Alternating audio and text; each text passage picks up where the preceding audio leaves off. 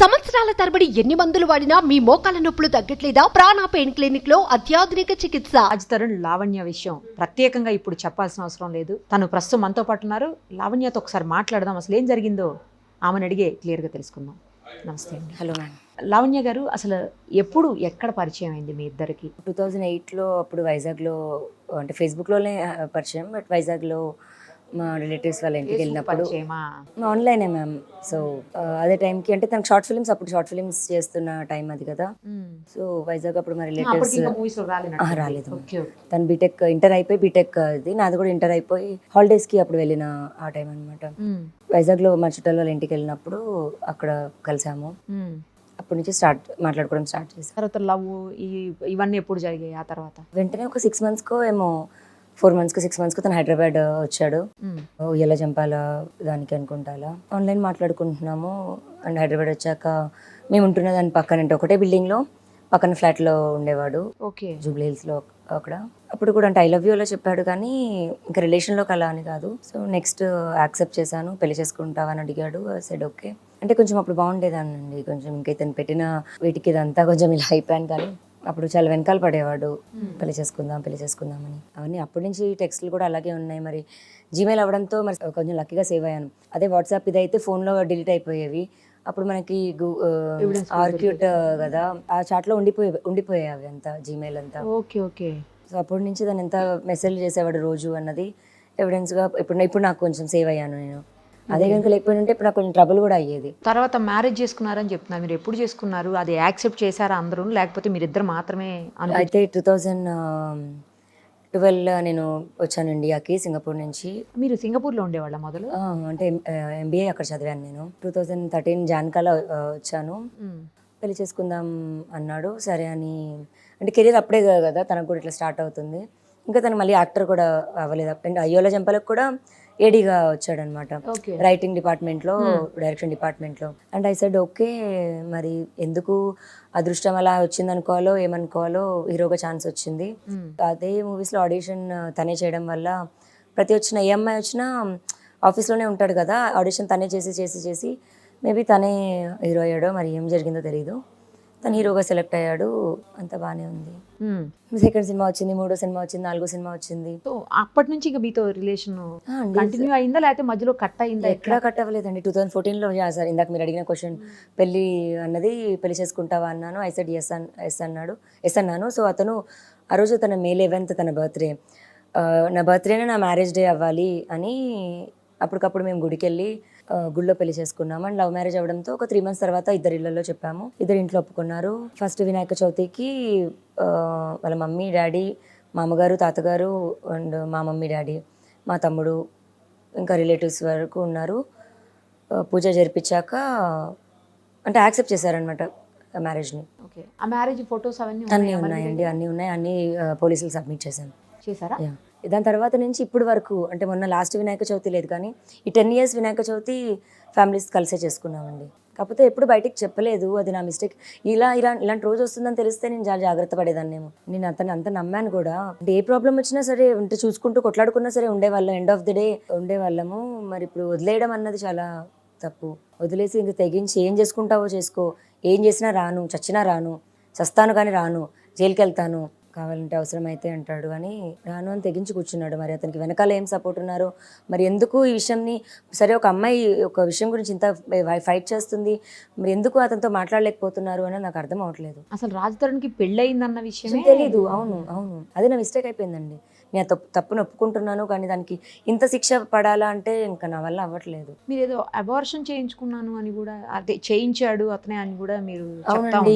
అంటే ఇప్పుడు రిలేషన్షిప్లో ఇంకా అన్నీ అవుతూ ఉంటాయి ఇది కదా, అప్పుడే పిల్లలు వద్దు అన్న దగ్గర అనేవాడు. అండ్ మరి అతని ముందు నుంచే ప్లాన్ ఉందో నాకు తెలీదు. అంటే మనం ఇప్పుడు ఆల్రెడీ బ్యాడ్ సమాజంలో ఉన్నాము, ఇలాంటి ఒక బ్యాడ్ సమాజంలో నువ్వు ఎంత ఫేస్ చేస్తున్నావు నీకు అర్థం కావట్లేదా, దాంట్లో మన పిల్లల్ని కూడా తీసుకురావాలా అనేవాడు. మరి మన పిల్లలు వద్దా అన్న టైంలోని సరే అడాప్షన్ అయినా చేసుకుందాం, ఇట్స్ ఓకే, ఆల్రెడీ పుట్టి ఉంటారు కదా వాళ్ళని తీసుకుందాం, ఆ వరకు కూడా డిస్కషన్స్ వచ్చాయి.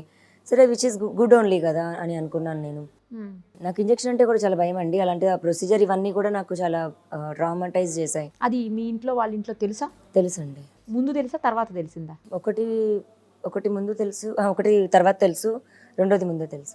2 సార్లు 2 సార్లు. మరి వాళ్ళేమి ఎందుకు ఇలా వద్దు పిల్లల్ని కంటిన్యూ చేయండి అని చెప్పలేదా? అది 2సారి మిస్క్యారేజ్ అయింది కదా, సో మిస్క్యారేజ్ అయింది. 2సారి కంటిన్యూ చేద్దామనే ఉన్నాము, మిస్క్యారేజ్ అయింది. సో అయితే వాళ్ళ పేరెంట్స్ కూడా ఇష్టం లేదు చేయటం. మరి parents అంటే ఇప్పుడు మా పేరెంట్స్ ఓకే అండి, ఆడపిల్ల తల్లిదండ్రులు ఒకలా ఉంటారు, అబ్బాయి తల్లిదండ్రులు అలా ఉండరు కదా.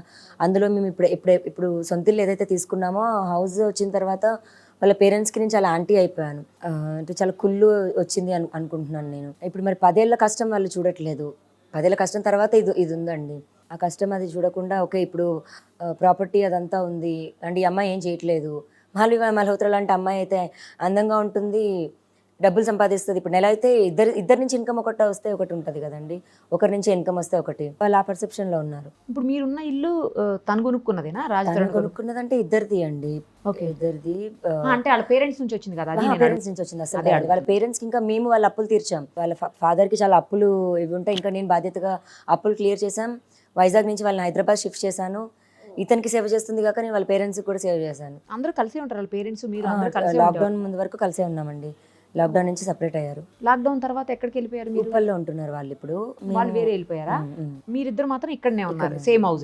అంటే కాదు, అప్పుడు రెంటెడ్ హౌస్ లో ఉండేవాళ్ళం, ఓన్ హౌస్ కి షిఫ్ట్ అయ్యాము లాక్డౌన్ తర్వాత. అప్పటి నుంచి ఓన్ హౌస్ లోకి వాళ్ళు రాలేదు?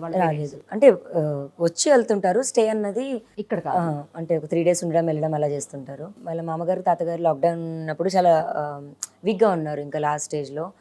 లాక్డౌన్లోనే పోయారనమాట. సో వాళ్ళ హాస్పిటల్స్ కోసం సికింద్రాబాద్ అటు వెళ్ళడానికి ఉప్పల్ సైడ్ తీసుకున్నారు వాళ్ళ పెద్దమ్మ వాళ్ళ ఇంటి దగ్గర. కానీ ఏ ఇయర్ లాంటి మ్యారేజ్ అయింది మీకు? 2014 అండి. 14 అంటే ఆల్మోస్ట్ 10 years అయింది.